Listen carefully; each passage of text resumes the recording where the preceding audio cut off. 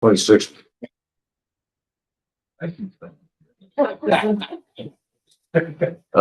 It also included in this meeting is a special town meeting and we will conduct that after the Pledge of Allegiance. So, would you read us? I pledge allegiance to the flag of the United States of America and to the republic for which it stands, one nation, under God, indivisible, with liberty and justice for all. Okay. Let me, in the absence of the town clerk, let me read the call of the special town meeting. Notice is hereby given at a special town meeting of the electors and citizens qualified to vote in town meetings of the town of Guilford, Connecticut shall be held in the Selectmen's meeting room, 31 Park Street, Guilford, Connecticut on Monday, March 2nd, 2026 at 8:30 a.m. to consider and act on the following proposed resolution. December 12th, 1961, special town meeting resolutions 6, 6B, and 7 shall continue to apply only until such time as an ordinance is enacted by the Board of Selectmen confirming the current classification of the roads and establishing the method and criteria by which the Board of Selectmen shall classify and reclassify roads in the future. Upon the effective date of such an ordinance, Resolution 6, 6B, and 7 of the December 12th, 1961 special meeting shall expire and be of no further effect. And that was dated second day of February 2026. As a result of some conversations, and this may come as some surprise to folks, with town council who is here, and also the fact that our registrars, there was a failure to communicate with the registrars as well as the town clerk, as this was a special town meeting. I think we've gotten away from the fact that we need to register, not register, but validate all voters. And at this point, so I don't think we're going to be able to take action today, but I want to continue with this, with the special meeting with absent that. And the rationale for that is a couple of things. Obviously, not having a town clerk, not the town clerk and the registrar of voters, and secondly, town council is after further research, since we set this meeting, believes that an ordinance may well obviate the provision that currently exists in the charter, and Janice has been actively working on this project, road classifications, and there are currently no considerations for reclassifications at this point. Does that accurately reflect? That's correct. Janice, you want to just come up and let's talk about the whole effort? Yeah, this began sort of with working with Public Works and trying to understand what services they're provided on different roads, and then looking at the classification list. We did find that there were services being provided on roads that, per the classification lists, like such as plowing, shouldn't have been receiving that. And that was our first effort, was to kind of clean that up. And if you recall, we came to you about that situation, which just was a change in actual services being provided. Yeah. And then looking at the actual classification list, there seemed to be some inconsistencies. I've received complaints from residents about signs prohibiting people to walk on roads, but then they see the town plowing the roads per the classification list. We have some roads that are merely driveways with no right-of-way that are classified as like A1 town roads, which seems very strange to me. So there just seems to be a lot of inconsistencies with the list, which was, created in 1961. One of the challenges we had was to go back to that 1961 list versus the current list, because that was also an issue. It seemed like some things moved on the list from the original list. So in an effort to really try and truth test the list and the classifications, we started with you folks about some of the changes we made regarding plowing and services, but also realized there may be in the future the need to make some other changes. Questions? Also, I just want to add to the definitions for the classifications of the services provided are very outdated. They talk about oiling roads and things like that, which we don't do anymore. So there's also the need to update the actual definitions of the classifications. So this road ordinance is much wider, much broader. So we're working on the road ordinance right now because we're trying to update it to current standards for certain things like specific, details on road construction and things like that. But also so that we can better coordinate with the subdivision regulations, which are in the process of being updated. And so we're trying to make sure that there aren't inconsistencies between the road ordinance and the subdivision regulations, which there are currently, and trying to make it so it's orderly and makes sense where certain provisions are provided, whether it's in the subdivision regulations per the authorities of the Planning and Zoning Commission, or should it be in the ordinance per the authorities of the Board of Selectmen. So that's in process. So it's a full overhaul of the road ordinance.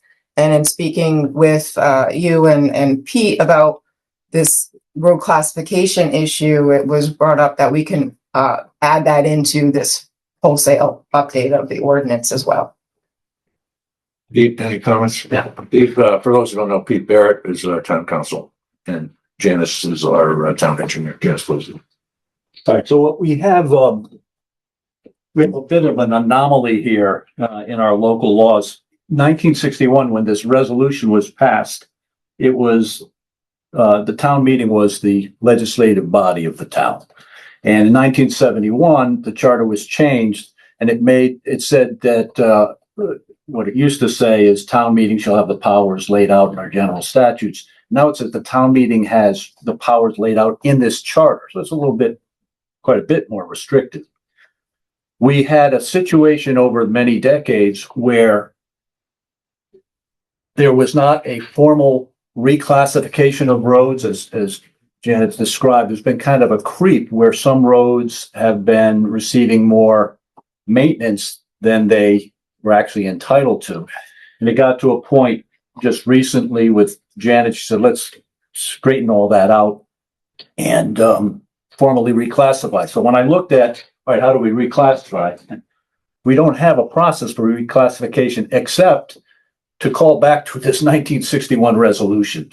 So we will, Janet's in the process, and I will help her address that in an upcoming ordinance. In the meantime, what we have, if any reclassification issues come up, and it's only some of them, not all of them, just ones that relate to, I think, the B roads, right? Yeah, and there might be some. Maybe some other.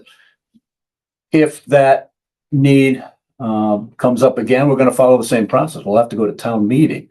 But once an ordinance is passed that addresses all of this, the ordinance will supersede this 1961 resolution, whether we say so in a new resolution or not. So this was kind of, as I described it to Janet, Janice's, this was sort of a belt and suspenders. If this is going forward for indefinitely into the future, we'd want to address this. But if we're going to have an ordinance shortly, I feel like we can probably just wait for that. And in the meantime, if the reclassification issue comes up again, we'll follow the existing process. Comments or questions from the board members? No, not for the board. Okay. Or no, not after Janice. All right, going to open it up to the public. If the public wants to ask any questions relative to what you've just heard or the process that we've outlined, or just share your opinions on road classification in general, this is your opportunity. If you want to, come on up and speak at the table, name and address for the record. You have someone online. That's John. I don't see anybody raising a hand online. Come on up. Steve. Christy is raising her hand. Oh, Christy. All right, well, she'll go next. I'm Dan Steinbach. I live on Deepwood Drive. Good morning, Dan. Good morning. We've met before. Yes, we have. Mine is one of the streets that was affected 2 years ago. I'm not sure where we stand with things right now. I was prepared to speak to the proposal, but is the proposal off the table? At this point, no, it's on the table as we speak, but it is probably not going to be acted on today. And based on what council has just indicated, it may not need to be acted upon, given the appearance or the approval of an ordinance. That doesn't mean you shouldn't be able to share your comments. Yeah, I'm not going to respond to whether an ordinance can overrule the resolution of 1961. What I would like to see, though, from the Board of Selectmen, I think several of us would, is some criteria and procedures for classification and reclassification. And those should include the opportunity for affected parties to speak. Now, it seems to me, I mean, top of my head guess is that this ought to be enacted in a town meeting, this ordinance. I understand that there's some thought of just having the Board of Selectmen do it, but given the history and how much was assigned to the town meetings when it comes to classification and road reclassification, it seems to me that it ought to go through a town meeting so everybody can respond to what the proposal is. I mean, because classification and reclassification matters, as we've discovered most recently with the snow. So my suggestion is that the Board of Selectmen come forward with a proposal to a town meeting to set up the reclassification and reclassification, making sure there's an opportunity for people to be heard and to understand what the criteria are.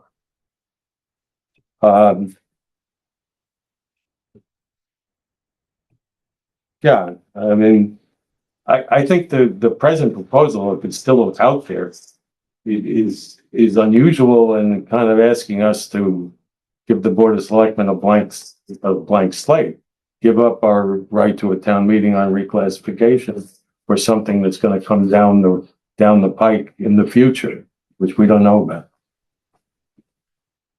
So that's my thoughts on that. Thank you, Dan. Thank you. Anyone else?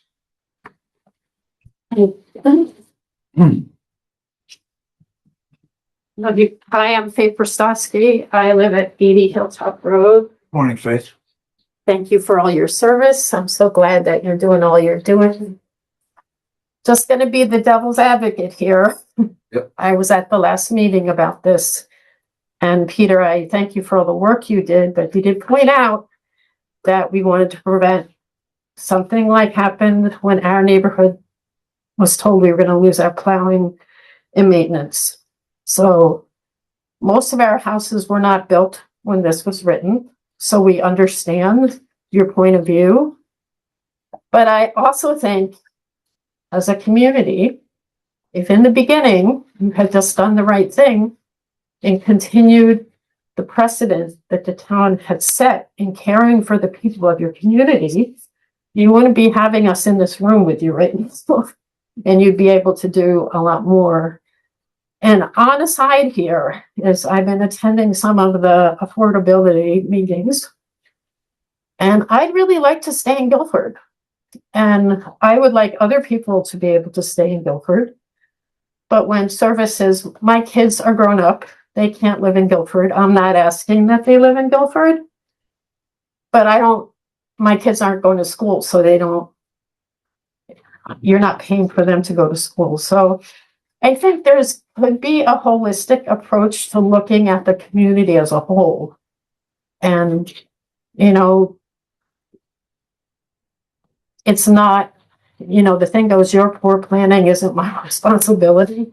I mean, our roads don't belong to us. For our neighborhood, it became a quandary because we don't own our roads, so then we had this situation.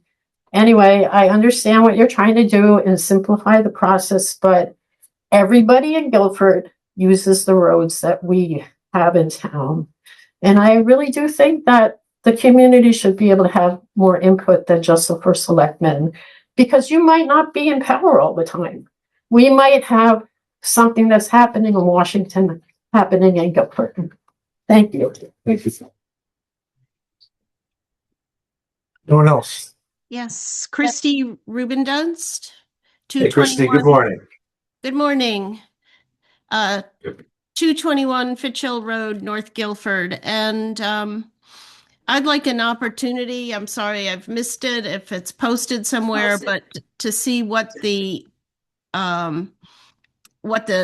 proposal on the table has been, and to as the first public speaker said, like to see the classifications and the reclassifications. It would be very helpful. Thank you. Christie, we'll get that to you. We have your address. Thank you for your service on the Affordable Housing Commission, which was just mentioned a minute ago. Janice, just quickly, how significant are the changes going to be in terms of the classifications themselves, as opposed to roads being reclassified into one of the classifications that exists today? Well, again, we don't have anything specifically spelled out. I think I want to make a point for everyone is that there are quite a few of private roads. Those were the roads that were first notified that the services were going to stop, either based by the classification that they were B2 and private and shouldn't receive services, such as I believe Hilltop was one of them.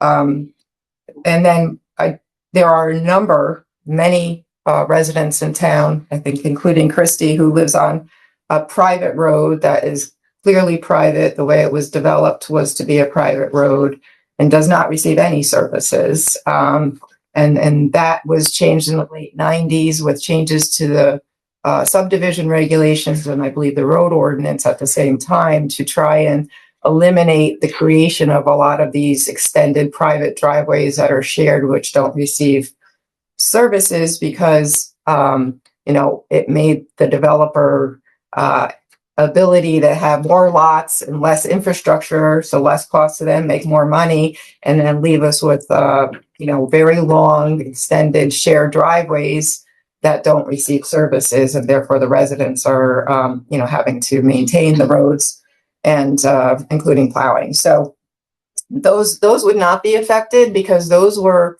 approved through approval through the subdivision regulations to remain private.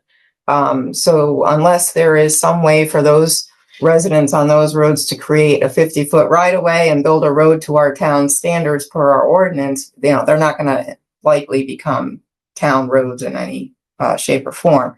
I think the other roads we're looking at really was the B1 roads, some of which are clearly private roads posted as such.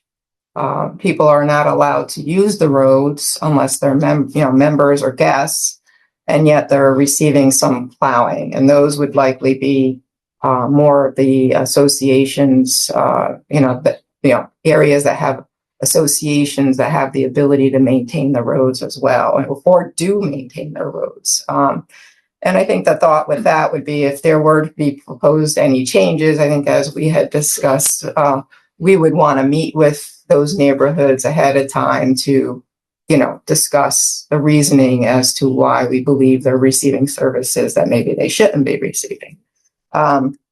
So that's kind of where we stand. There is, like I had said earlier, there's an A1 road that's curious to me. It's a driveway, and I'm not sure how it became an A1 road. I know there's one new resident on it who's approached me wanting to find out how they can make it private, so that might be something that comes up, and then they would go through whatever process is approved for that change to happen. But yeah, I believe we've looked at it, and there's, several miles of road that are being plowed by Public Works right now that may not, really weren't being plowed. And some of these roads are very narrow, certainly not built to any town standards, but they're old, recognizing that. They're not only being plowed, but they're also challenging to plow because, they require smaller trucks and no areas to turn around, things like that. So, that's where this, whole discussion came from, was all these different issues going on and, being reached out by the public as well. And I think it's fair to say that those private roads that are receiving services that other residents in town who also live on private roads are not receiving. Right. So we do not plow them all. So Right. There's an equity issue. And I think you mentioned that someone asked, well, how come their road's getting paved and our road isn't? Yeah. Or paved, and not paved, plowed. Yeah. Maintained. So I think that's a distinction that needs to be made, is that This was a benefit that was accrued to a relatively small portion of the private roads in town. I don't know the percentages, but and that was a genesis of our efforts to reclassify. But yeah, I should just mention that, when you try to create rules of general applicability, that goes by way of ordinance. Okay, that's how it's accomplished these days. It used to be by town meeting, but and this is a classic example of something that should go to an ordinance, so that there's specific definitions of what type of maintenance will be provided, what are the categories, how there's changes into the categories. So it is sort of a classic type of thing that a legislative body would look at. And this is and perfect for ordinance, really. The reason this was 1961 was called the resolution is they didn't have ordinance. They did everything by resolution, but that has changed. As I said, since 1971, that has changed. So this is the path forward. If you want to have a fair, consistent, system for classification of roads. Thank you, Pete. Christy, you had your hand up. Yes, I think there's an other equity problem in that a lot of these, at least the one I live on, let me say it that way, right of ways, and they weren't established as private roads. They were right of ways granted to farmers who were selling off, plots of land piecemeal, and houses were allowed by the town to be developed on those lands. And because our road standards have changed and our equipment, the town equipment is bigger and so forth, and there is, now we have several houses on this particular right of way, and it's if an emergency vehicle or oil truck can't get down here, it during a snowstorm because there's no plowing, we're not on the plowing list or whatever. I mean, it's very I think inequitable because we're kind of grandfathered out, if you will, as opposed to grandfathered in at this point, and we're paying the same taxes as everybody else.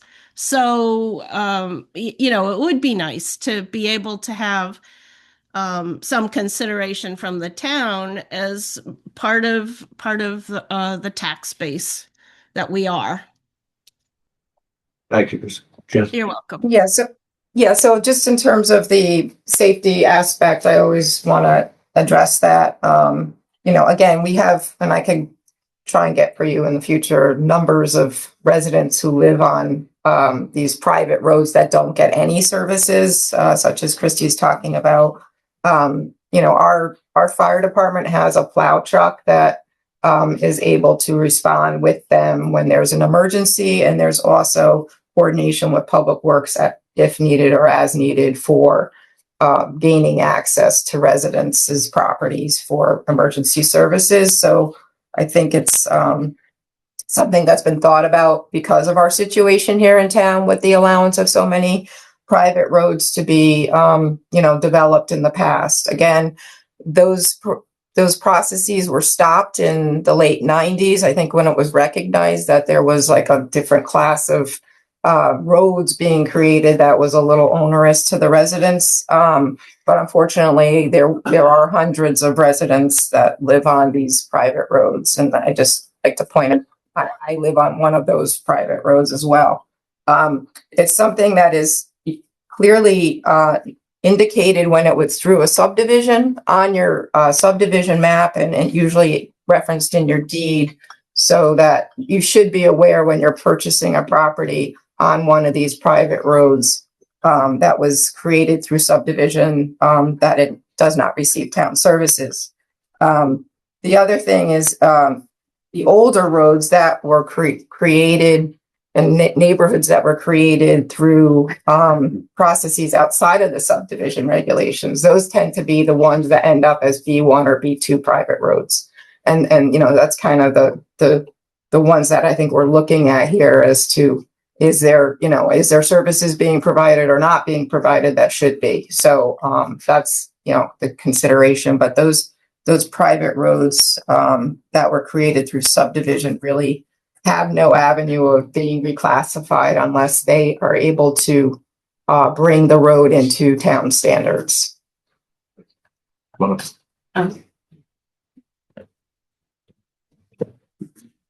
Hi, I'm Alicia Braithwaite. I live at Deepwood Drive, and Dan is a great representative of our needs. So I just have a few questions, that's all.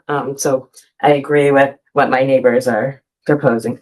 One is, I just legally, I don't understand. So if there's an ordinance, so before there was a town meeting to make some decisions in town, but now you're saying in the modern way, there might be an ordinance. So in the case of this, where we have a B1 that went to a B2, B2 to B1. B2 to a B1. We used to have a private sign. I don't think we have a private sign anymore. Tons of people walk on our street anyway. We never restrict it. But anyway, in the case where the town has an opinion on something that is under ordinance, what is the voice that we have to change it? I guess may have been discussed, but I'm not a legal person, so I may have just, Good I may have gone out. And then the second question is our reclassification under threat that we just had? Right. So I don't know. I mean, we recently had the road reclassified, and is that under threat in this So we have, classification? no, we have no efforts to change that specific classification. Okay.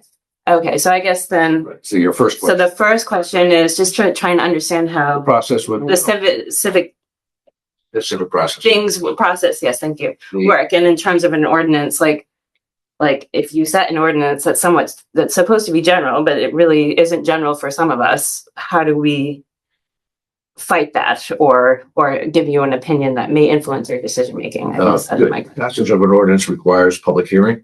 So, in public hearing versus town meeting, the difference is a town meeting, you can affect the change by a vote of the town meeting. For public hearing, it is for you to express your opinions, to hear what we're doing, to discuss the ordinance itself and try to convince this So board. we're making a case to you. Yeah, there is that opportunity. Okay. And then hopefully, And when you, all right. So our opinion comes down to like a vote or something, like you're representing us essentially in the ordinance. Okay. Yeah, that was the point I was gonna make. When you elect us, Okay. you're electing people who will listen to you and I see. be analytical, be We've reasonable. had other meetings where not town meetings, I mean, where public hearings where people come just address in favor or not in favor or something. I see. And we do listen, and we might even, I'm not saying this happens all the time, but I mean, someone might bring up a point that we missed, even though we do honestly try to think of everything, but we don't always. So it's important to hear from people, and we do have the I see. steps for it, the town meeting or public hearing. Okay. So the difference is between a representation and a vote from the town. I guess that's what you would say. Okay. Thank you. I have a question about procedure. If I can. We're later on the agenda, we're talking about forming the Charter Revision Commission. How will that, should part of our charge be to look at this, or? I mean, that's at the end of the day, the charter will spell out what the town meeting can do, right? We enumerate what they must do, not what they can't do. So in some form, the new charter will either be the same as it is now, or it'll no longer give this right to the town meeting. Is that correct? You're a pretty good straight person for actions that are going to take place a little later. One of the charges that I'm going to recommend is whether to charge would be to the commission, whether to amend the authorities reserved. And then C would be such other changes, improvements, or corrections in other current provisions of the charter as the Charter Revision Commission finds to be warranted. So, Okay. yes, there are some we are suggesting, or I'm hoping we will be suggesting a couple of specific things, and then just a general one in terms of any changes to the charter, which is the purview of the Charter Review Commission. They don't have to take our charge, but then they can go where they want to in the entirety of the charter. So now, go ahead, Pete. Yeah, okay, I just wanted to, it was a good question that you had asked before. I wanted to flesh that out a little bit. So before an ordinance is passed, as Matt said, there's a public hearing for that. People can express their views on the proposed ordinance, which is spelled out specifically. But then also, if there was going to be a reclassification, that would be an agenda item for the Board of Selectmen. So you could address that again and shortly there'll be a public session before they start their business. And again, talk about, well, you know, I'm in favor of it, I'm opposed to it, or whatever. And then finally, even once an ordinance is passed, one of the authorities of town meeting is a town meeting can be called to nullify an ordinance if the Board of Selectmen passes an ordinance that, you know, is not a popular one.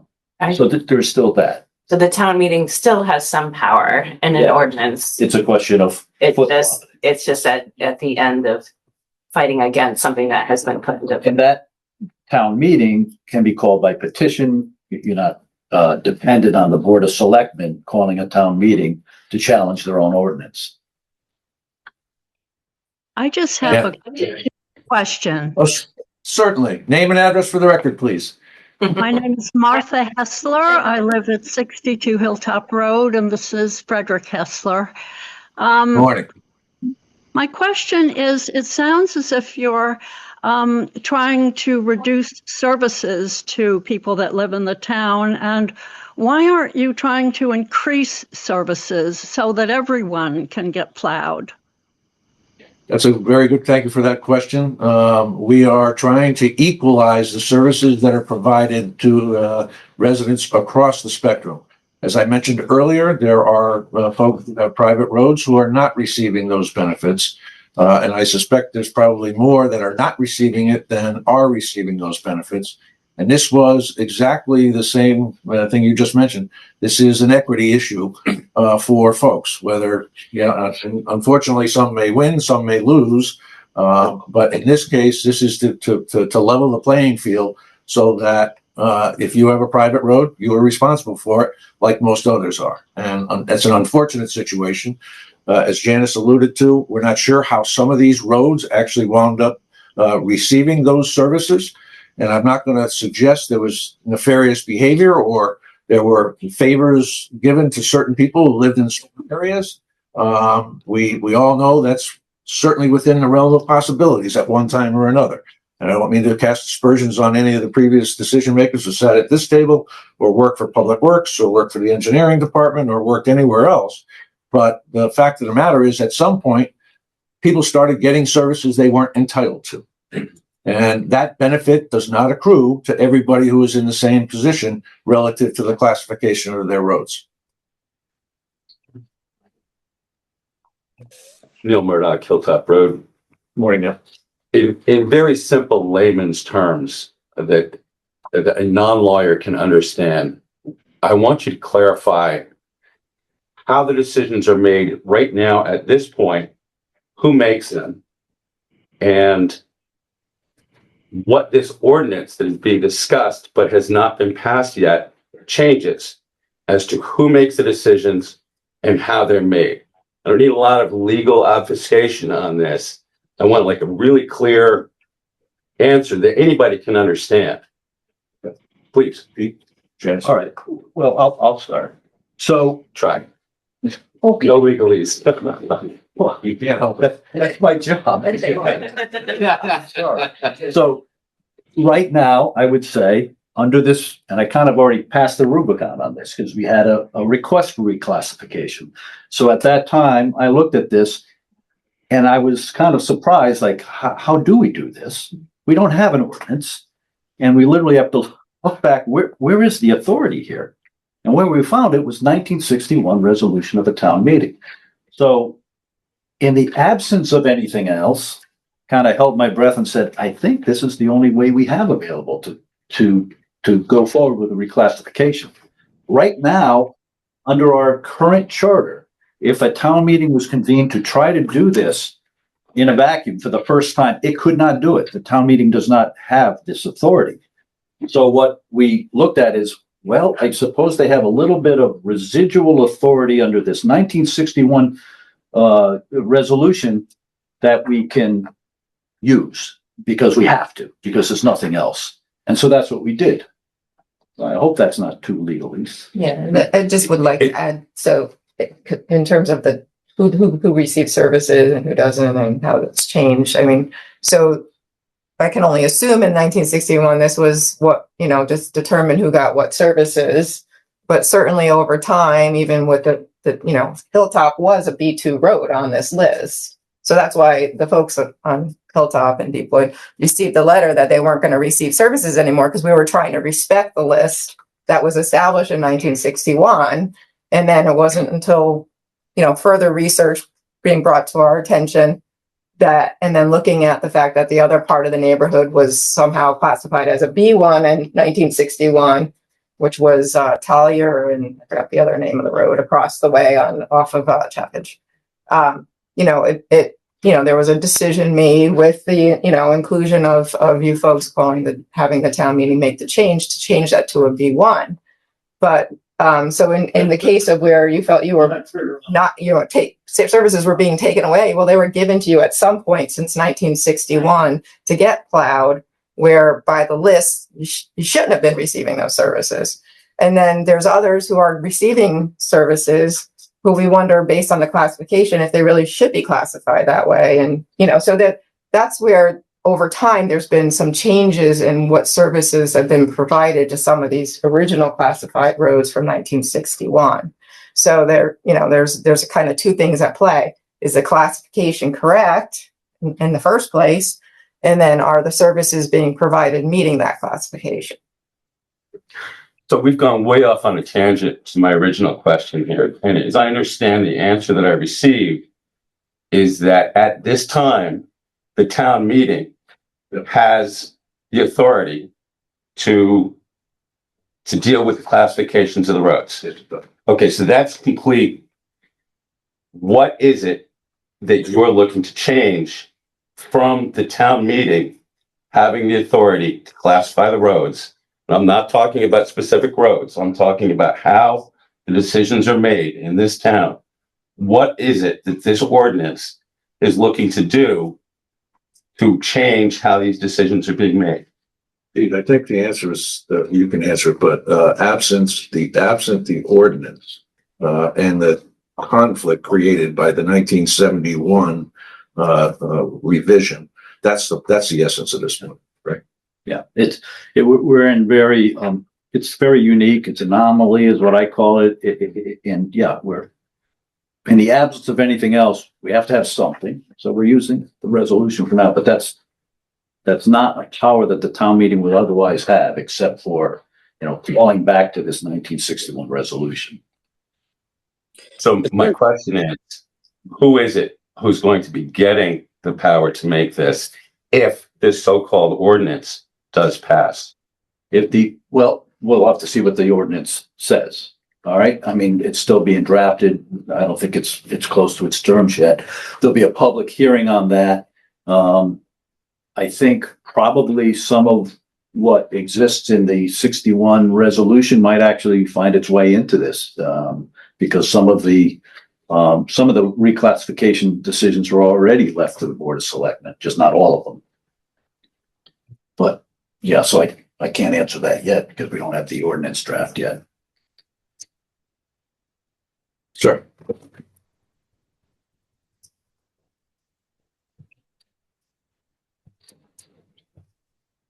Thank you very much. I'm Scott Braithwaite, 73 Deepwood Drive. Good morning. Thank you very much for taking the time and for sharing your considerations with us. I'd like to speak very briefly in favor of the notion of equality, that we want roads used in similar ways to receive similar levels of services. But related to that, I wonder whether due diligence has been taken in the process of assessing classifications. Because, say, for example, Deepwood Drive is a road where most of the people walking on it are not people who live on Deepwood Drive. I haven't done a survey, but just looking around, it's a very nice road. People they go look at the marsh, they stop, people drive. People drive down and they stop below our house and they look at the marsh and it's very nice. And then they drive away. And we like that. In fact, we deliberately bought a house that wasn't on a private road. And then suddenly, 2 years ago, there was a sign saying private road. That was news to us. We didn't buy a house on a private road. Most of the people walking on the road don't live on the road. All the people who drive and they stop and they look at the marsh for 10 minutes, that's not private road behavior. So why on earth did a private road sign suddenly show up? So I call into question the due diligence for the process assessing these classifications. Thank you. I got a question, if I Okay. may, First Selectman. Hold on, Jonathan. Janice is about to respond to that. Yeah, I think the reason why the private roads sign showed up is because we were trying to be true to the list of the classifications. That was our first effort, was to look at the 1961 classifications and to see the services and whether they're private or not private and what they should have. And Deepwood was listed as a B2 private road. It just had morphed into, by way of services being provided by the town, into getting plowed. But my point is the morphine is not just in terms of the services provided by the town. It's in an actual status above and beyond and independent of services provided by the town. Perhaps that's the misconception. Can I just throw up that type of a factor is probably a legitimate factor to consider in a reclassification to me. So I wouldn't be surprised if that wasn't part of what the ordinance talks about. Thank you. I have something after John. I think we have something from a board member first. Jonathan. Sorry, I'll try to be brief. Pete, it's kind of a question for Attorney Barrett, but a little bit of a two-part question.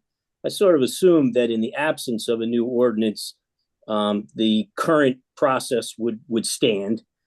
And then the second question would be, in the proposed ordinance, could we also still allow the town meeting process to approve classifications and reclassifications? First question's easy. Yes. We would continue the process. Kind of already crossed that bridge, and I think it was October of 24 when this came up. The second question, no. The town meeting duties and authorities are set out in the charter alone, and it's very clearly stated in the charter that those are their powers. So you could create some sort of process that's similar, that gives some extra input from the community or the people affected, but actually calling this thing called a town meeting, which is a legislative body, no. Okay, thank you for the clarification. So I actually have a question unless you want to do this first. I have a question for Janice, though, back to this Deepwood and synthesizing all the comments from the audience and Pete's observation that, the actual usage could affect the ultimate outcome. And that all makes a lot of sense to me. With Deepwood, since that seems to be the preponderance here today, and I'm recognizing that every one of these may be slightly different, but with all that, is how close to like the physical technical requirements of a road that would normally be subject to getting plowed. Is that a B1 and or an A1? How close to those standards is that road? Well, it's the neighborhood itself was kind of like categorized together.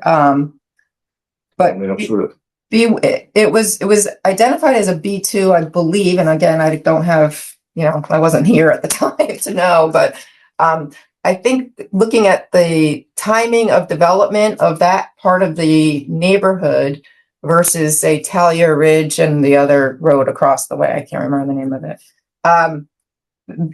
There was a developer who created that neighborhood. Mm-hmm. There's two neighborhoods, one on either side of Mulberry Point. Chapman. And the area where Deepwood was developed later, and a lot of undeveloped lots existed in 19. So it's it's my guess, only a guess, that it didn't get elevated to the B1 classification because there really wasn't too many people living there at the time versus the other part of the neighborhood that was already developed and maybe had representation at town meeting for it to be a B1, and maybe the town felt, well, there's residents there, that this will be a B1, and the intention may have been that this should have been a B1 for the rest of the neighborhood as it got developed, but never came to fruition. So it ended up on the list as a B2. But there was one private road sign, and forgive me, I didn't study this before I came, but there was one private road sign further down on Chatfinch, and I'm not sure if it was on the leg of Deepwood or Sylvan Hills. Yeah, okay. One of the roads did have a private road sign, but not the entire neighborhood. Yeah. And there's some sections of the neighborhood, and I don't want to speak specifically to Deepwood itself, but to some of the neighborhood that it's not paved. It's there. Some parts of the roads are paved. Some parts of the roads are not paved. Some are wider, some are narrower. So it kind of developed over time, and some parts are, let's say, more in keeping to town standards than others. So the developers who built the houses, for the most part, dealt with this as a private road. Again, that it was prior to subdivision regulations. So, yeah, a lot of neighborhoods were developed prior to subdivision regulations. And you would have thought at the time of completion, they would have asked the town to take it over, but they didn't. And keep in mind, too, there's, currently in our current standards, we require ownership of the road. I mean, that doesn't date back to prior to we require the town requires ownership of the road and a dedicated right of way of at least 50 feet. That's really my question. How close is that road? So I think, if I recall, I think some of those right of ways were 40 feet. Mm-hmm. But I can't, without the map in front of me, I don't want to swear to that. So the standards aren't necessarily completely there for a current day town road, but it doesn't mean it didn't meet at that time what may have been considered, if brought through the proper process to the town for acceptance, that it wouldn't have been accepted. Let me just, I want to get to that. Let me just finish off this. So if you were dealing with a single developer who came and said, listen, this is great. I came into these 50 acres and I'm going to be able to build 25 houses. And I want to have it as a town road. We just said, look, this has got to be according to these technical standards. The road must meet these requirements in order to be a town road. Absolutely. And it would, for public safety, it's for the, the opportunity of the public works people to actually do their job. Yes. Okay. But what's happened here is, since it developed over time, in literally decades here, there's different circumstances in the road in different places, depending on when a particular property was built. Right. And looking at that, because when it came to light after the letters were sent out that, this is a B1 road, won't receive POW services in the neighborhood, was obviously surprised and concerned. We did some further research trying to understand how this happened in terms of how that was a B2 versus the other areas. And that developer had liens placed on it by the town. I think there was just it was just kind of a bit of a challenged development at the time, and the timing of it was such in 1961 that it wasn't really recognized as a fully developed neighborhood for consideration of services. Okay, I swear this is my last question for this cycle. Where would everybody, because everybody's going to have interest in what these definitions are. Is that so we keep a list of the town roads, or the classification of roads, in the town clerk's office. With the definitions of what they mean. And then we also have it in the engineering department as well. And it's, and the board of, the selectman's office may have a list as well.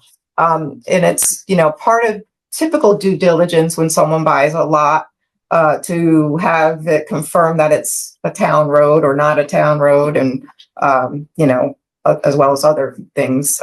Some people do the due diligence and some don't, Are there any real estate requirements on disclosure for private versus public lots? Well, there's, a title search is always done when somebody buys property. Now, how far people look into the title search and look at the old deeds and stuff. Faith. Oh, I just, it, in terms of working with planning and zoning in this future, so our neighborhood, you know, if there's, I think I'm missing some links, and other people in the town might also be missing some links. So originally our neighborhood was, the intention was it to be summer cottages. And at some point they changed it, which probably didn't change at the same time that the road classification changed, that they weren't allowed to do that. They needed bigger lots because of the septic system situation. So I mean, I know this directly affects me, and I'm concerned about being able to live in Guilford and afford to be here, but I also think it is affecting other people that may not be aware of what's going on at all. You know, that how they ended up in a situation with being plowed or not being plowed. You know, I'm not just being a whiny person. I care about everybody in the community, but I think it's not just how the roads were classified. It's sort of how the town departments worked or did not work in concert in the past. And that is sort of where we got here. So, you know, I think just looking at, there should be a little compassion for whoever ended up on those roads that just kind of got lost in the wash. So thank you. First of all, there's been a lot of mention of Deepwood. We're concerned. It's not about other roads. In fact, I'd like to take it off your.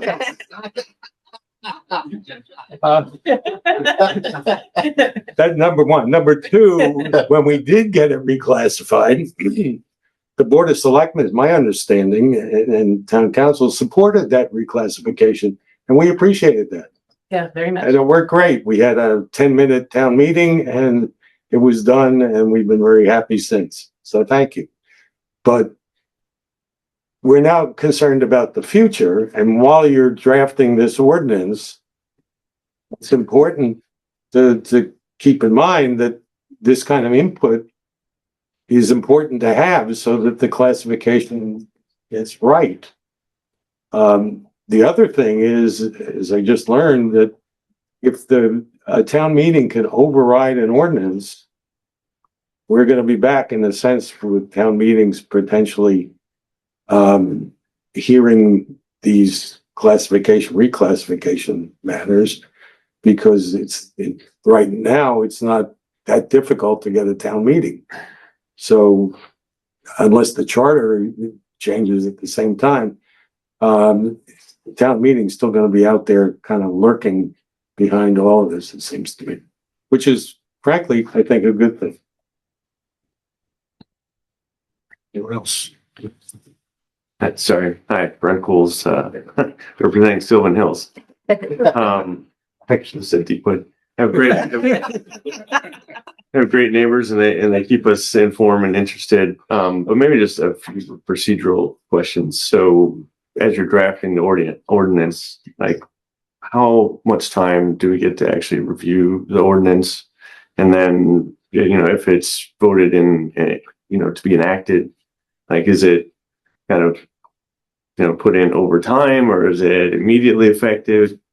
And what I'm really looking for is, are there opportunities for us to talk about or maybe change the roads, or, you know, get to some of the technical specifications that were mentioned earlier?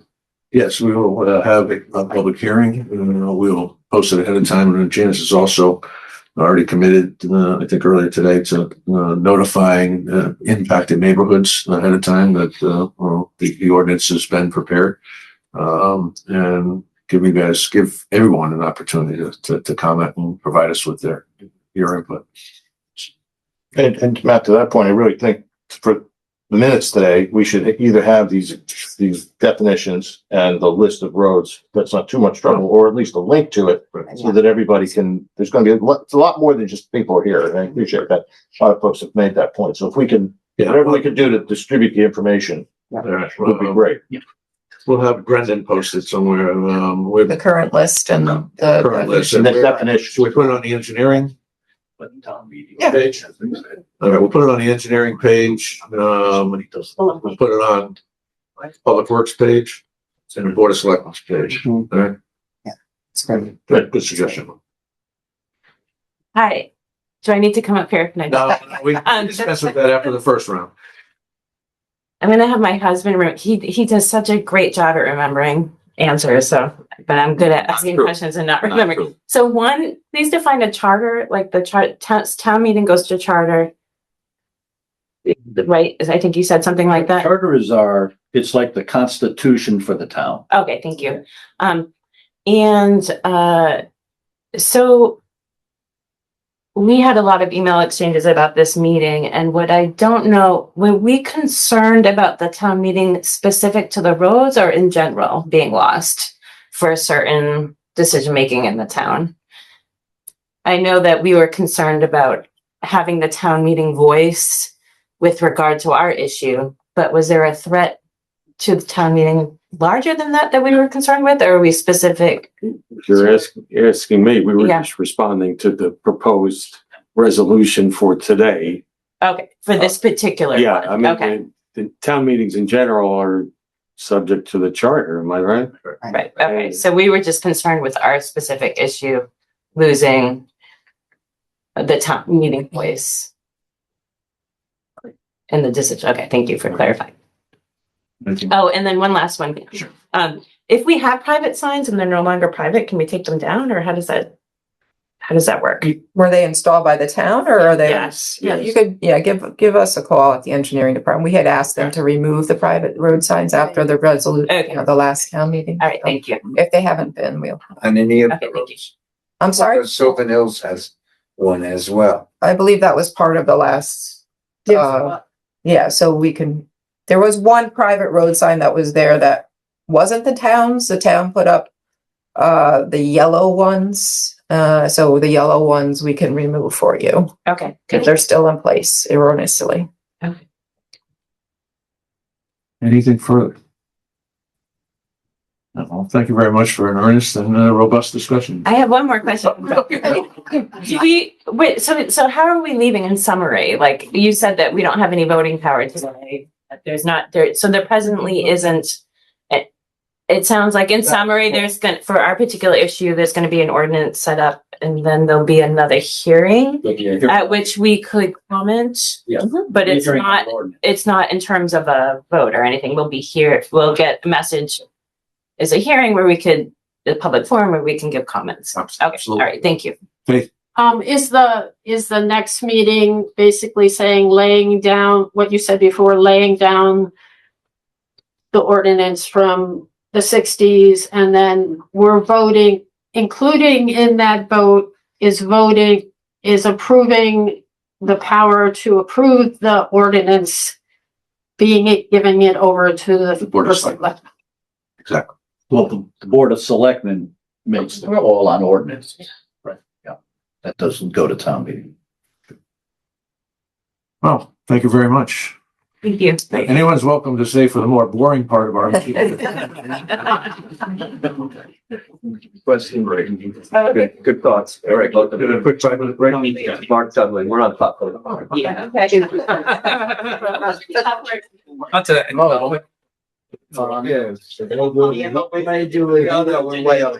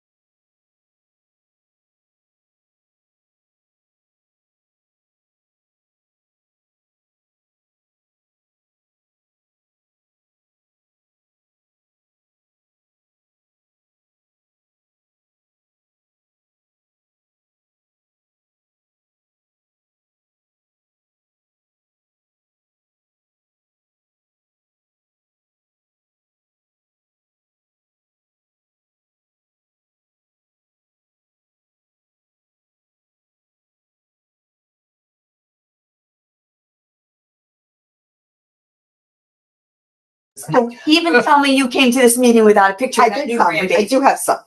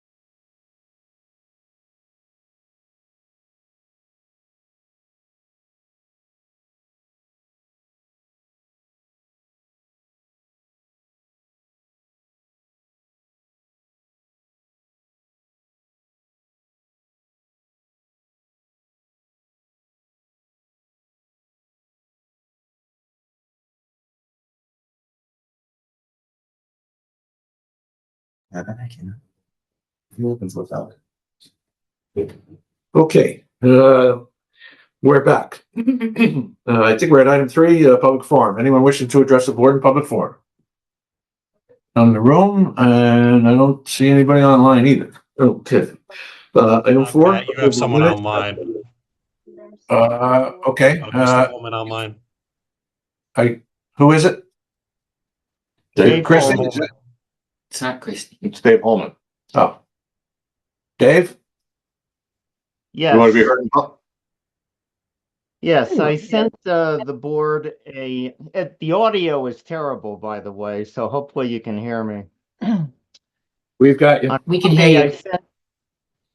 On Friday, I sent you an email, and I just wanted to read some of it into the record. I had several questions, which I hope you will answer. First, will all the Charter Revision Commission meetings be public meetings? Will the schedule of the Guilford Charter Revision Commission be posted on our website and calendar as are all other Guilford Board and Commission meetings? Will the agendas for the Charter Revision Commission meetings be posted at least 2 days prior to the meetings as required for any other board and commission meeting? Will all Guilford Charter Revision Commission meetings be video recorded as are all other Guilford Board and Commission meetings? Will the names and contact information for all Guilford Charter Revision members be posted on our town website so that concerned citizens can contact them, as are the names and contact information of all members of any Guilford Board and Commission? Regarding the charge for the commission, the charge of the Guilford Charter Revision Commission should not be limited to specific sections in our Guilford Town Charter or to specific questions, but rather be principled with lofty goals that everyone can agree on. My suggestion is as follows. The Guilford Charter Revision Commission mission will be to review the entire Guilford Town Charter for the purpose of recommending revisions intended to maximize transparency in the conduct of our Guilford Town government, to ensure maximum accountability on the part of our elected and non-elected town officials, to promote maximum participation of and communication with all Guilford citizens in the functioning of our town government, to promote and protect maximum diversity of thought on all town boards and commissions, and to ensure that our Guilford town government runs as efficiently as possible at the least possible cost to all Guilford taxpayers.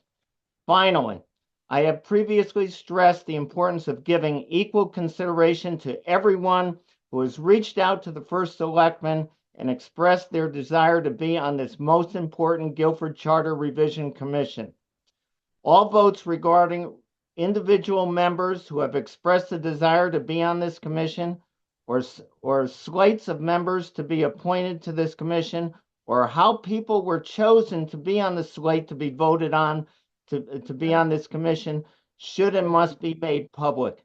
Everyone who has expressed a desire to be on this commission, per your instructions, should be acknowledged by the Board of Selectmen and be given equal consideration by the board.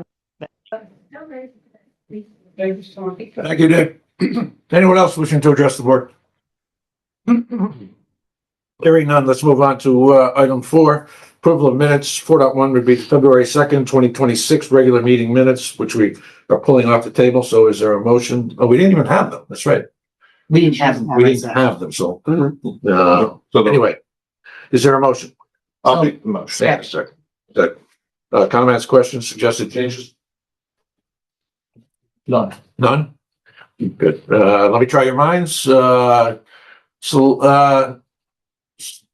Trotta, are you still there, John? Yes, I'm here, Matt, and I approve the minutes. Aye. Those in the room? Aye. Aye. That motion carries. Okay, 4.2, February 17th, 2026, regular meeting. Is there a motion? So moved. And a second? Second. Comments, questions, suggested changes? Hearing none, let me try your minds. Selectman Trotta? Aye. Those in the room? Aye. Aye, that motion carries. Item 5. Let's see, an hour and 15 minutes before we get in. Not too bad. Consider and take possible action to award a purchase of power load ambulance stretcher adapters to Stryker in the amount of $157,992.64. Gentlemen. Yes, thank you. So, as you know, we have 4 transport ambulances. We currently use Stryker cots for the ambulance. The power load adapter just essentially sits on the floor, and as the members hook the stretcher to it, it will do the lifting for us. So really reduce potential for injury to our members. The total cost is funded by Assistance to Firefighter Grant Program, and Stryker's a sole source vendor because we already use the cots. We have to buy the compatible equipment. Can you just run through that funding again so everybody? Sure. So this is, we were awarded FY24 Assistance to Firefighter Grant for this project. So we're responsible for a 10% match of the total project cost. Great. And just so folks have some idea of what things cost out there. And first of all, everybody's seen the medical shows on television, right? And these you call them a cot. Really, it's a medical device. It is. It is a person, sure. Right? There's outlets on these things, the actual cuts, right? Yeah. So people are ready to be treated at that moment, and the paramedics, God bless them, are on this situation as it develops. But the equipment itself is complicated, and each one costs hundreds of thousands of dollars. Well, 30,000, I thought, per well, for this unit, but that's if we were to purchase the cots themselves. Okay, good. I'm glad I asked. Yeah, that's important to understand the pieces, right? This is the base, and this is like, I call it the elevator or escalator, right? So we have the cots already, and we have the equipment, but these power load devices actually come out, our stretchers go onto them, and they do the lifting for the paramedics and EMTs. So really reducing back injuries or the actual up and the lifting mechanically. And that's the one piece that we've been trying to get to with these cots, where everything is still, it will lift automatically up and down. The stretchers will themselves, but they don't load themselves. This is the final component that it's a full system. And fortunately, through, again, great grant work, 90% of the cost is going to be absorbed by the Assistance to Firefighters Grant. And then we'll be responsible for that 10%. So this supplemental piece of equipment to help with the lifting, those are $30-some thousand per unit. Correct. But the actual is incredibly helpful cot. Yeah, the actual cot is upwards of $100,000 per unit. And so in our ambulance replacement plan, that's how we absorb that cost. I say absorb, but that's how we fund those. Is when we purchase the new ambulance, it comes with the new stretcher. Yeah. So you said town is for 10%? 10%. Yep. So what is this 100? Where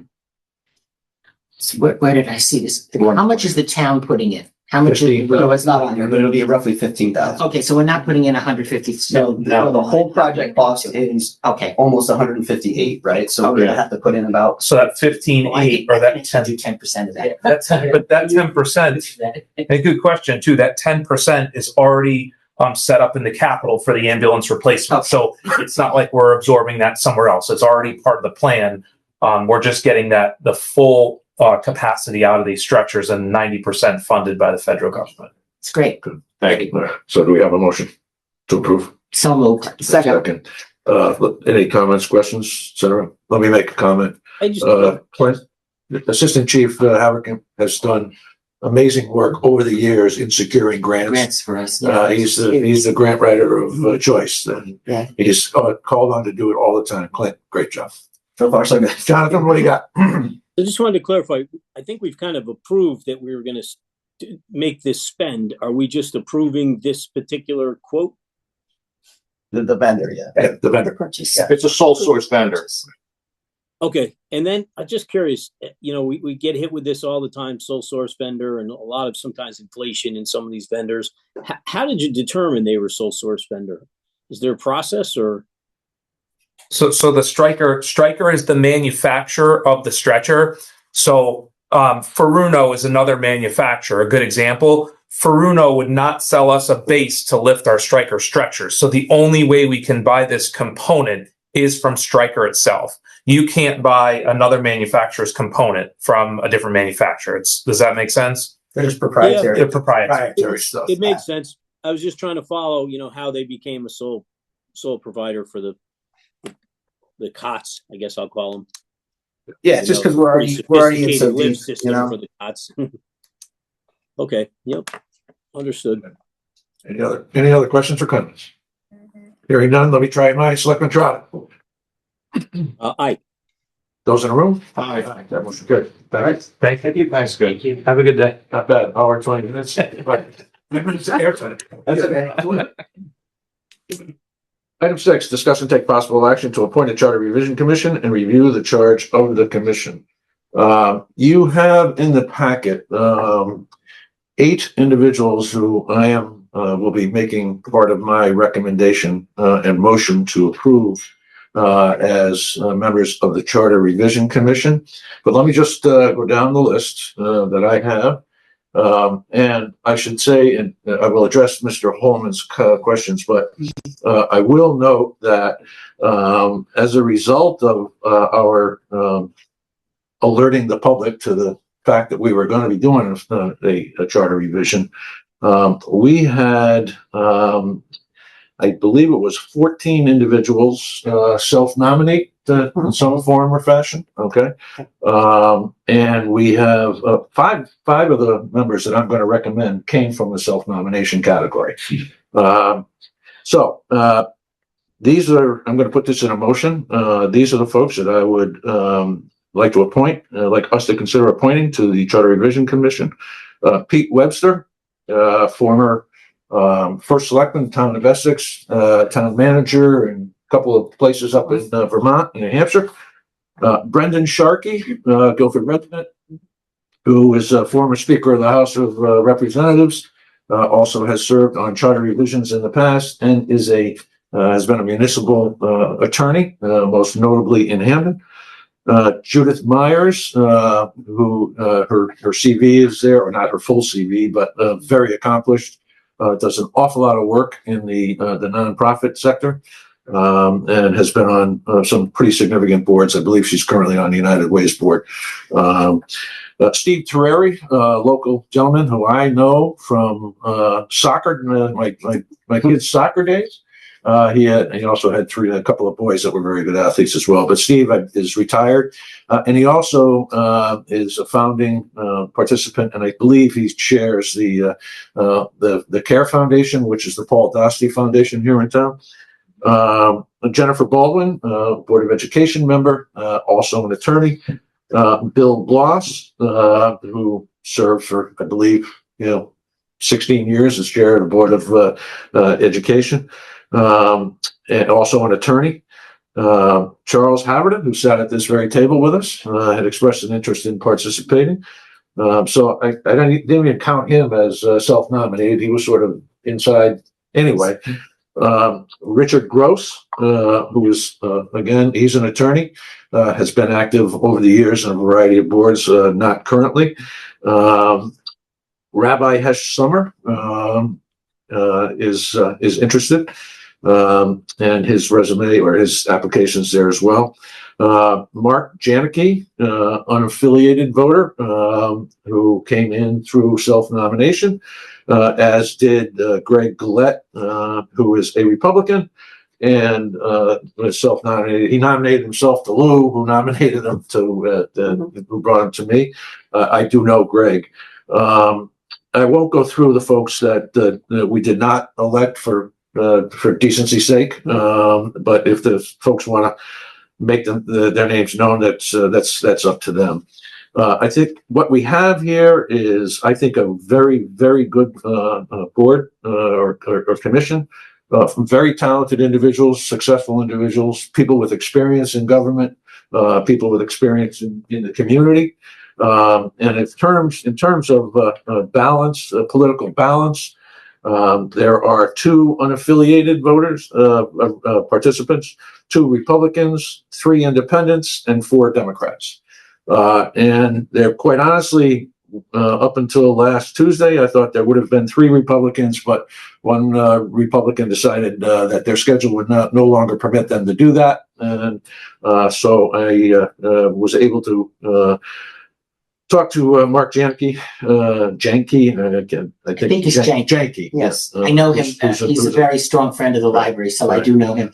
May I just speak for the balance? It's a 9-member board you're proposing. 11. 11. And so technically, if we were looking at the bare minimum thing, we could potentially have 6 Democrats on it. Correct. And we have 4 at the moment. Correct. That's all I want to say. Thank you. Thank you. And so just the self-nominated individuals, Steve Terreri, Richard Gross, Rabbi Sumner, Mark Janke, and Greg Gillette. So I'm going to put that in the form of a motion. Is there a second? I would second the motion. Comments or questions? So, Matt, it's hard for me to understand why some of the other applicants aren't on the agenda and being selected. The board can be as large as 15. And I believe Deb Demusis contacted you. She's in the room today about being on the Charter Revision Commission. I believe Dave Holman's in attendance. He asked to be on the commission. I know Ted Zeus called me, said he had contacted you. Why not expand to 15? We have other applicants who are interested. I don't understand why they're not on the agenda. Because I've in consultation with a number of folks who have done charter revision commissions, getting beyond 11 gets a little unwieldy. 15 people is like herding cats. Even 11 is a bit of a stretch. Quite honestly, I went to 11 to try to ensure that we had as wide a representation from different political philosophies. Originally, I was hoping to do 7 or 9. Then there were some considerations relative to some of the folks who were interested in coming on board, who are already serving on a board or commission.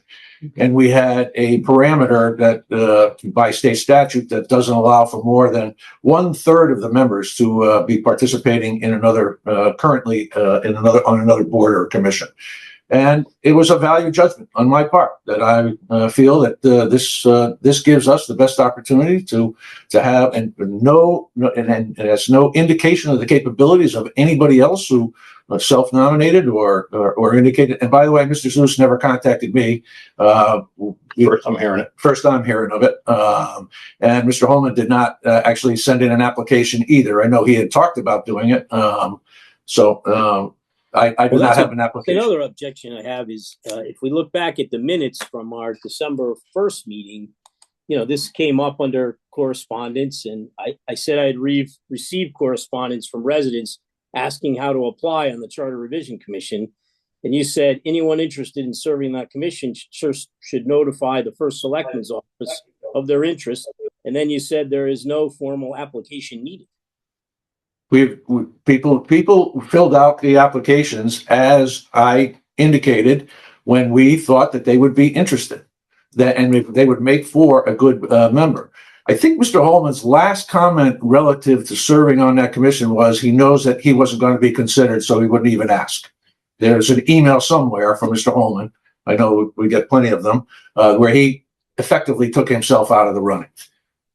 My understanding is that he did send in an email to apply, and that this was the directive in the newspaper, and as the minutes from our December 1st meeting show as well, you stated that people did not need to fill out an application, only to send correspondence to the first selectman's office.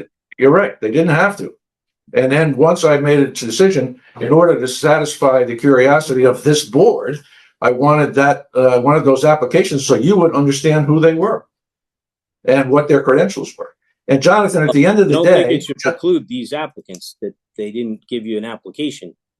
Well, that's your opinion, and I'm charged. And Jonathan, that's your opinion, and I'm charged with putting forth a recommendation on who to approve. You don't like my methodology? That's fine. But it is my choice to put them forward. And I just have in the form of a motion. And if you have any other comments, if you don't have any other comments, I'm going to call the question. I don't think that process is reasonable if they are expected to have an application, and you said they didn't need an application. I didn't say they had to have an application.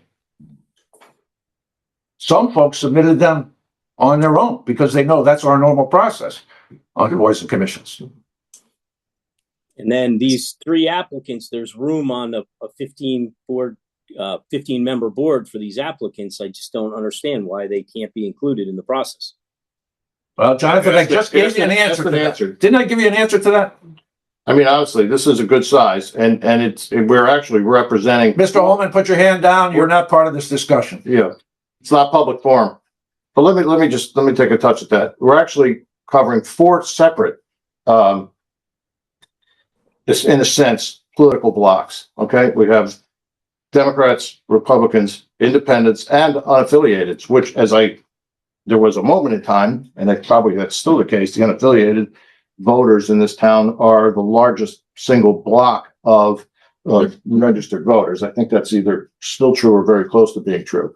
And so, in the sense that the more important part of the point you're trying to make, Jonathan, and you've made it clearly, and to a certain extent you've expressed Mr. Holman's points, and he sent us innumerable emails on the subject, is we have diversity of opinion here. We have a varied group of people and who are members of the community, not insiders, in the sense that we do have to meet this requirement of having 3 and only 3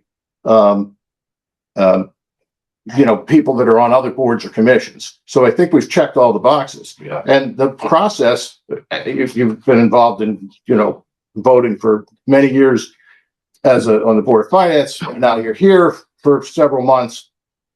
The bottom line is, as we get to this point, the discussion sort of has been absorbed by everybody. These names have been part of this agenda since the agenda was posted. We all had a chance to digest and absorb the group. The motion's pending. Everybody's opportunity and right as a board member is to vote or not, or vote for or against as a block, which is being presented. And that's where we are. I just don't believe these applicants are given a fair chance. You've made that clear. Anything further, Jonathan? Nope. Good. Hearing none. I'm sorry. I want to say I agree that it's a well-balanced group. It covers all the political parties. It's people who are involved in town. I'm repeating everything you guys just said. People who are involved in town and knowledgeable, but not insiders, so to speak. I would have liked to have seen Debbie DeMusis on this list. I think she's proven herself as being someone who's made a huge effort to be aware of all the issues. She comes to our meetings. I would like to see Debbie on the list, but I think 11 is the right size, and I'm not in a position to suggest not having any of these 11 people. Do we have alternates on this? No. Okay. Now, if someone decides to drop off, then we would have to go through the process of finding someone else to The commission would have input on. And I know you're going to address the questions that came up about FOI and all that, but I want to add, I hope that Debbie and others will go to the meetings or watch them and comment on them. And I know that their excellent suggestions will be given due consideration. No question. That's a good point. And, we've heard over various meetings for various other topics, but it is germane to this one. I think how many registered Republicans and how many registered Democrats. But I think the point that Matt made, or Lou, I guess, I want to find out how many literal unaffiliated people we have, because they may be as big a group as the Ds or possibly more. So we should keep that in mind every time we talk about these various. Yeah. Right. So they're the biggest group. And I'm very happy that we have some unaffiliated members on this. And when we're talking about representation in the future, I think we've got to continue, because we know about the I's and we know about the R's and we know about the D's, but we have to continue to remember about the U's. So we're a large part of the citizens of the town. I'm also going to sort of say, if to the extent that just because someone has a very strong opinion about certain aspects of a process doesn't necessarily make them a more eligible participant in a process like this. To me, having an open mind, willing to cooperate, willing to be collegial with other members of this board, which is going to make a big difference because there are significant changes that are taking place, would be a factor. And while some folks may, who unfortunately didn't get included would meet that criteria, I can assure you there are some people who didn't get included who do not meet that criteria. And to me, that would be the type of thing that in and of itself would be disqualifying. Thank you. Anything further? All right, let me try your minds. Selectman Trotta? Are you asking for a vote on the slate or Yes. each individual member? Slate, on a slate. The motion went in as a slate. I'd have to be opposed. Okay, thank you. Those in the room? Aye. Aye, that motion carries. We'll address the questions that were put forward by Mr. Holman at the outset of the meeting, but also in the emails that came to us. The email that I saw Jonathan was referring from. As to the state statutes, that there must be at least one town meeting at the beginning of the charter revision process, at least one town meeting before the commission. Its recommendations to the Board of Selectmen at the end of the process. My first question is, will all the charter revision commissions be public meetings? If you are referencing a formal town meeting, they are not part of the charter revision process. The statute requires 2 public hearings by the Charter Revision Commission and 1 public hearing by the Board of Selectmen. Both the Charter Revision Commission and the Board of Selectmen can hold more public hearings if they so choose. Public hearings are very different from town meetings, and the two should not be confused. Will the schedule of Guilford Charter Revision be posted on our website and calendar as are all the other Guilford Board and Commission meetings? The answer is yes. Will the agendas for the Charter Revision Commission meetings be posted at least 2 days prior to the meetings as required for any other board and commission meeting? They will be posted consistent with our current practices and statutory requirements. Next, will the Guilford Charter Revision Commission meetings be video recorded as are all other Guilford Board and Commission meetings? Just a note, not all board and commission meetings are recorded. Video audio recording or alternatively transcription is statutorily required only for meetings that are entirely remote. It is not required for in-person or hybrid meetings. It is up to the Charter Revision Commission as to how they want to hold and conduct their meetings. That's their charge to do so. I would certainly recommend to them that they make them available via, well, it's going to be Teams, not Zoom anymore, since we're switching platforms, and will be entirely up to them. As I don't think they're going to do entirely remote meetings. Will the names and contact information for all Guilford Charter Revision members be posted on our town website so that concerned citizens can contact them as the names and contact information of all members of any Guilford board or commission are posted?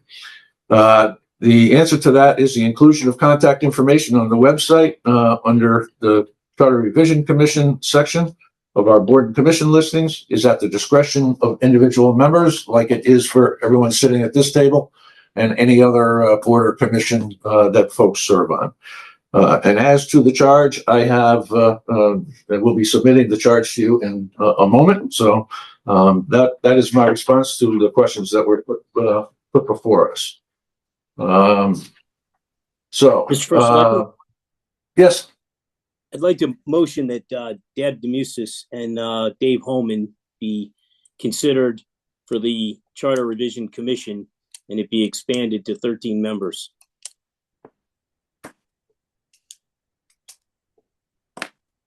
Is there a second? That motion fails for lack of a second. Thanks, Jonathan. Yep. Okay. Now,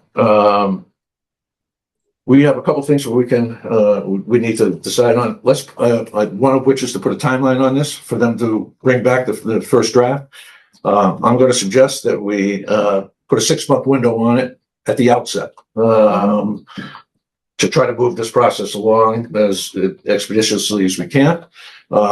We always had the capability of extending that. This is based on town council's advice, but 6 months for the submission of the original draft. Is it 6 months as of today? As of today. Is there a motion? Oh, so moved, sorry. Second. Comments or questions? Let me try your minds. Selectman Trotta. Aye. Those in the room? Aye. That motion carries. All right, I have three items, and Jonathan, unfortunately, you're not here to see them. I printed copies for folks, but I have, and this is in consultation with town council. So pursuant to section 190 of the Connecticut General Statutes, the Board of Selectmen recommends that the Charter Revision Commission consider whether to amend the authorities reserved to the town meeting and annual budget meeting as set forth in Chapter 7 of the Town Charter. B, whether to amend Chapter 3 of the Town Charter, Board of Selectmen to provide that votes cast for an unsuccessful candidate for Board of Selectmen shall not be counted as votes for such candidate as a Selectman member of the board. And such other changes, improvements, or corrections in other current provisions of the charter as the charter revision finds to be warranted. And that last one is the catch-all because they can go where they want. So, comments or questions before we, let's put it in form of motion. I'll make the motion. And a second. We adopt this. Second Resolution. Yeah, right. Comments or questions? Resolution. Yeah. Did you second it? Yeah. Comments or questions? These are, recommendations to them. Absolutely. They do not have to take these recommendations, but I personally like the recommendations, but I'm saying they're recommendations. It's not like they must. No. No. It's points to consider. Right. Yeah. And just for the record, I have not shared this charge with any of the members that we have just appointed. So there was no, I want to say malice of forethought, but there was no discussion with them relative to these three resolutions. And even if there had been, doesn't matter. He covers it. See, obviates it. Yeah. Right. Yeah. We good? So Yeah. first of all, can you take Yeah. another moment to just go through the three again? I was trying to take a couple of notes and I just. You know what I can do here, as much as I hate to read, office picture. He's going to send a picture of the document. You got your phone on you? He's going to send you a picture. Yeah. I don't know if you got my cell phone number, but I have my Let phone. me see. I think I do. No, I do. See.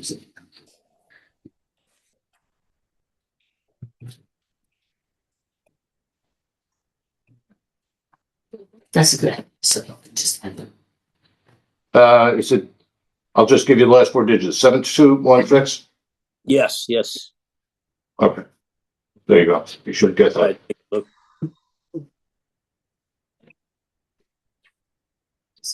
In the meantime, if I can comment, Yeah. I think that as long as we have C in there and A and B are really the only substantial things that have come up that I can think of over the past 8.5 years. Yeah. The only other, and I can think of one, I think much less important thing that I'm comfortable suggesting directly to the group. Yeah. That doesn't need to be one of the top items. And that happens to be terminology selectmen, which is not something I care about personally, but a number of people have said it's outdated terminology.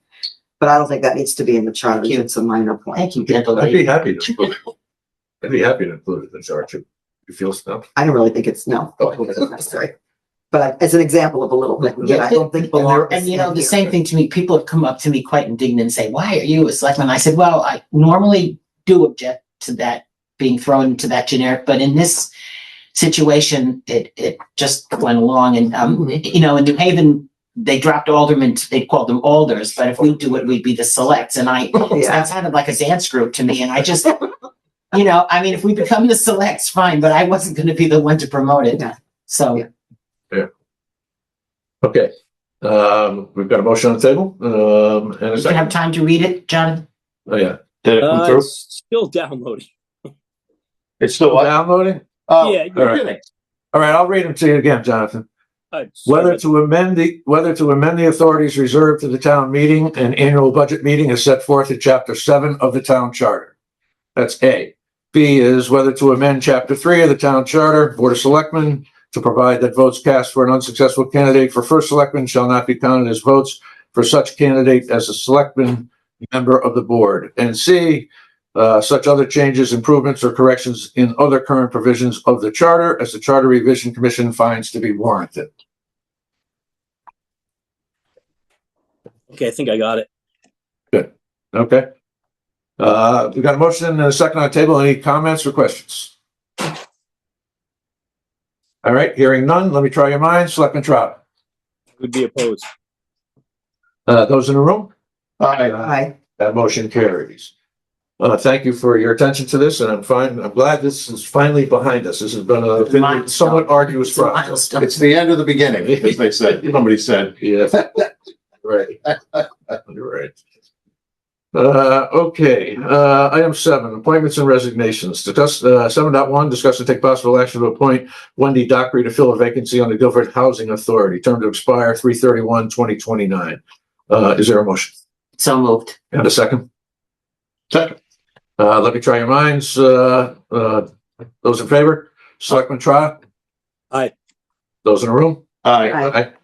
7.2, discuss and take possible action to appoint Sean Cosgrove to fill a vacancy on the pension committee, term to expire 2/28/2030. I'll make that motion. Is there a second? I'll second that.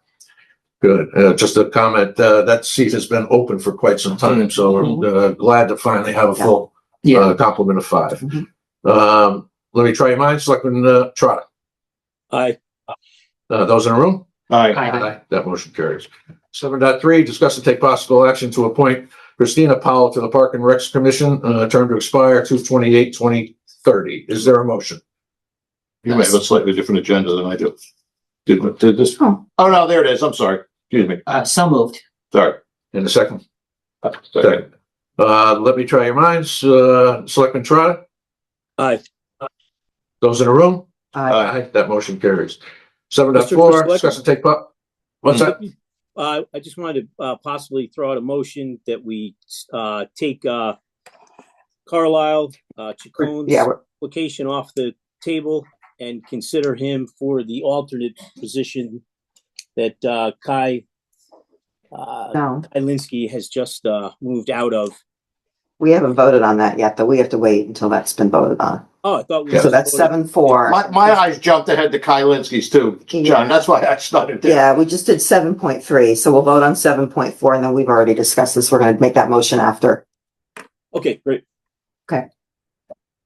Discuss and take possible action to elevate Kai Linsky to a regular member of Planning and Zoning Commission. Is there a motion? I'll make the motion. Is there a second? Second.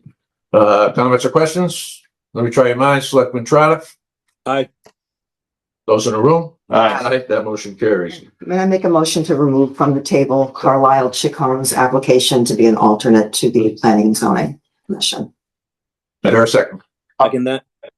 Okay. Comments or questions? I'm going to make the obvious question, obvious statement. You are suggesting replacing a Democratic seat, an alternate seat, with a Republican seat. I believe there's another Republican and another an independent who are also in the alternate seat. And I'm going to play I hate to say this, I'm going to play the political card. And I would not support this. I guess I'll comment that if that's how, I really don't like that. I get it, but I don't like that Democrat seat, Republican seat. We could apply the same logic to the police commission. Yeah. If we're going to go down that. Well, if it was an independent that was moving up, I would have put an independent in. More than likely. I would have suggested it, right? In fairness, it's kind of how we've been doing this for quite some time. And this is not a reflection on the candidate at all. Of course, but these are some of the political realities we live in. What's the composition of the regular members? It would be, I can get that. There's a 7-member board. And they're all the seats are filled. All seats are filled. This is a case where the website. Let me go grab one so we can have, we can talk. And the other question I have, and you can answer She's got it. back. Thank you. And Matt, but before you read that, my second question would be, because I don't know the answer to this, do alternates automatically step up, and is an alternate automatically considered when an opening for a regular seat comes up, or can someone outside of the alternates? Someone outside can jump in. Right. Okay. Yeah. In which case, I'm a little less concerned about the composition of the alternates, if that's the case. Okay. I'm just kind of saying. Yeah, for instance, if Mr. Rosolo was to step down, it would be unlikely that I would support putting someone other than a Democrat in that seat. And I'm not gonna lie, that's the world that we. And that's, I I serve on the nominating committee for the Democratic Town Committee, and that's kind of been the procedure that we've been following. If a Democrat leaves or is term limited and there's an alternate Democrat ready to serve, they get elevated.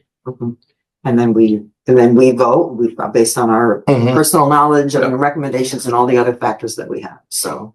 And the alternates, let me make sure I understand the complete parameters of this. The alternates do not vote for chair. No, they would not unless they're filling in for somebody who is not there. Right. That's when alternates get an opportunity. They get seated, and they are eligible to vote on anything that comes before for the board that while they're seated. And in my when we were forming the new commission, Affordable Housing Commission, I think we had to even keep the balance of the alternates, sort of the balance of the It's way. included in it. Is that how it works? Yeah. But that would only be a fair majority anyway.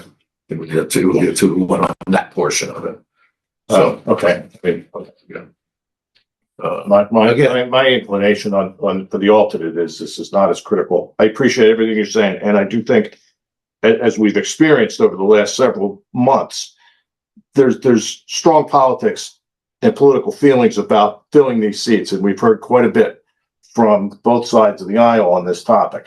And as others are entitled to that, you're certainly entitled to that. We're all entitled to that. And I don't want to stand in the way. If this board feels that he is an appropriate member to put on, I'm fine with that. All right. But I just wanted to state the obvious. Yeah. No, I hear that. Because it's always lurking around in all of our conversations, and it's not often brought up. It's been more than lurking. It's been very explicit in my estimation. But in this case, for this particular seat, I happen to not be opposed to that. Are we even off the table already? Did it come off the table? Yes. Aren't we? Yes. Okay, so Two made a motion. and then two made a motion to appoint them. And now we're in the discussion. Okay, good. So I'm sorry, the breakdown for the full members right now. Right now is, let's see, it will be, because Bill is out, so it will be 4 Democrats, 3 independents. And 1 Republican alternate and 1 independent alternate. And the Republican alternate has been on board since July of 24. And the independent has been on since January of 26. So. And the independent full members, are any of their terms up? And the reason I'm asking is that, to me, the alternate seats, that's how a person learns. And if there's never going to be an opportunity in the foreseeable future for an alternate to move, a Republican alternate to move up. Listen, not to give anecdotes or war stories, but I mean, I was on ZBA with Gene Bishop and Sue Popwell, Republicans through and through, and learned an enormous amount about the town. Yes. The process. Yeah. Right. Of being involved in a commission. And I think that was a super positive experience just for me. Just kind of adding that part of my thinking. Yeah. I sort of like. And just politics aside, I just say this is very impressive younger gentleman, and he's a restaurant entrepreneur, and he's sort of a quintessential Guilford resident, came here to raise his family. I just think you make a great addition to the board. I agree. I think looking at the balance of 70s, 3 ayes, and then in the alternates, an R and an I, correct?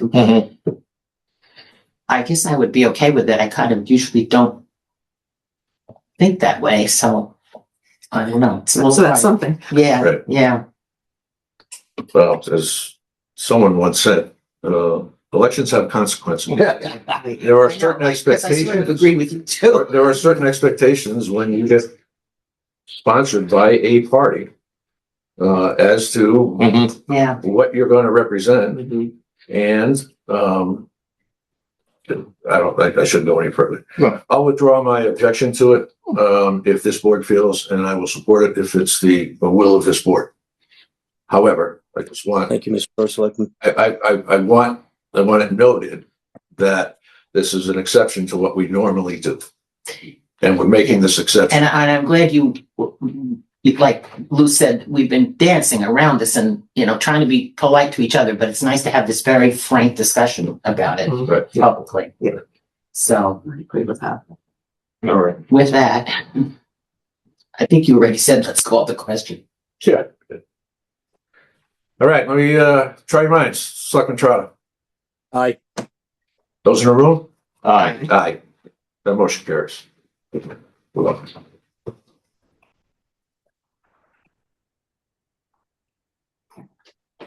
This is yours, Deb. all right. Oh, yeah. Anything else to add to this? Got anybody else we want to? You may not have to speak today. No, yeah. Oh, yeah, yours, okay. Oh, yeah. All right, item 8, request to use town property. 8.1, request by Green Stage Guilford to use the green for its Performing Arts Festival from May 20th to 23rd. Is there a motion? I'll make the motion. Second. Second. A quick comment. Sandy, I know you convened your first meeting of the, Oh, yes, what are you calling it? I'm sorry, Town Alcohol Policy Committee. We had our What's first, that? Great name. we want to take this committee seriously, but it kind of lent itself to that acronym, This is so a good there you name. have it. Yep. So thank you. We have 7 members of the committee. At our first meeting, we unfortunately only had 3 due to very legitimate excuses, weather and deaths in the family and things that the other 4 couldn't make it very legitimately. But the 3 of us met, and the 3 people who actually met so far from the committee: Pam Geary, head of Parks and Rec; Mitch Goldblatt, head of Human Resources and representing the town risk point of view; and myself. And the other 4 members of the committee are Maureen Belden, director of the Guilford Arts Center; Julie Fitzpatrick, representing Green Stage; Martina Jacobert, deputy chief, representing police department views; and then who's my fourth? Tara Hunt Melvin, who's on the Park and Rec Commission. And our next meeting is March 19th. We're an ad hoc committee, not a commission, but if anybody wants to come to the meeting, they're certainly welcome to come to it. It's going to be in the other meeting room on this floor at 3:00 on March 19th. Are you serving drinks? Not making public jokes. So, again, and just to remind everybody that we're going to come up, we've already allowed alcohol consumption at various town events and sanctioned private events. Our goal, I think, and it's going to come before this board, is just to have an overall policy that is kind of a guideline for this in the future that can also be tweaked in the future. So, and it will just be recommendations from this committee. Has no power with the exception of making some recommendations. Right. Good. Thank you. There's no power. All right. We did a committee report. We still need a vote on Green Stage. So let me try your minds on Green Stage. Selectman Trotter. Aye. I'm sorry. One question before I say aye. Just there's no conflict, right? That's always established when we vote on these matters. Yeah. Okay, great. Aye. Scheduling conflict, you mean?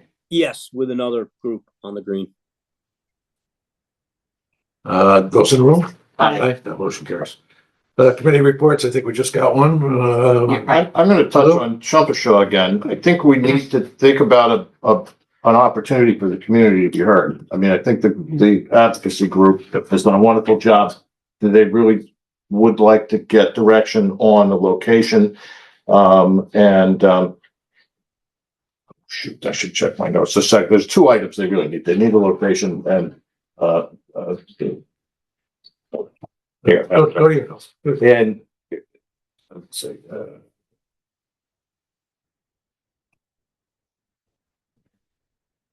So that they can pick an architect.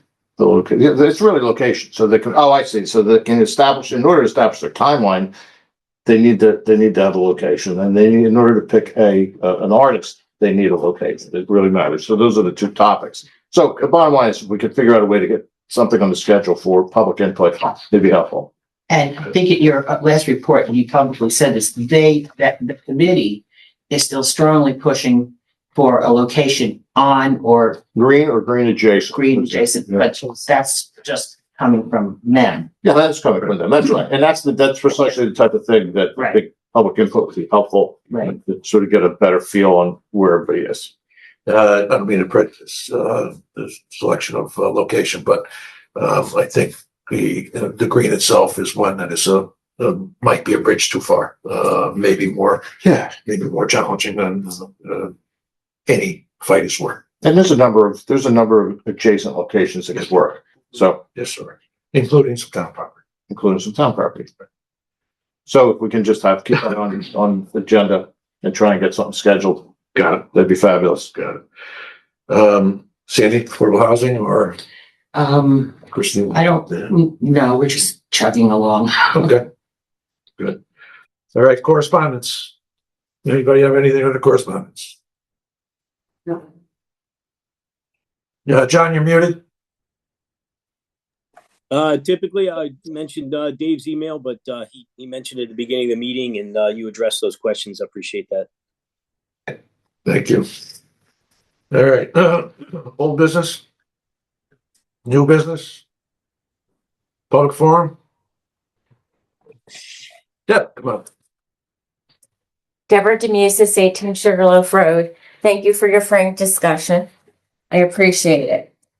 So I guess with the frank discussion, I guess I'm learning just a little bit more. I understand that elections have consequences, and so I understand now the majority, you could have above the majority, you know, all that type of stuff.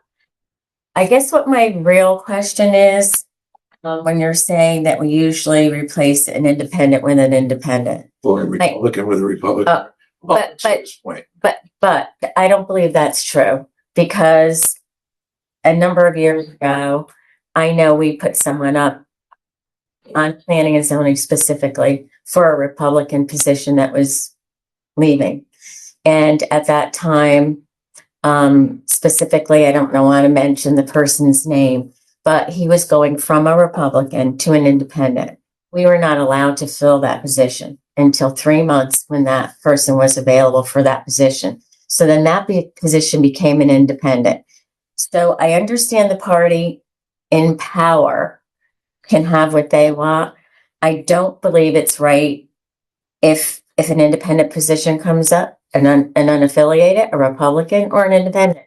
This is just my opinion. You run the town, should be allowed to fill that position. If not, the Republicans and maybe unaffiliates don't have a chance. And as I'm always saying, there are more unaffiliates than any of us, and there are over 3,000 Republicans, and there are about 350 independents. So I think that they're, just for the sake of opinion and, and representing the people, the citizens of Guilford, I'd like to just mention that. I know you can do what you want. I'd just like to mention that. I'd just like to speak to that. Thanks, Deb.